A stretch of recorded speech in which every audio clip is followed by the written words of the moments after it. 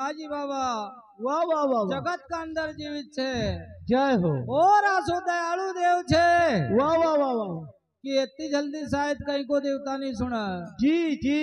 तो दलुदास बाबा वर्णन करे हाँ कि यो बड़ो रे दयालु देव पिपलिया वालो हाँ।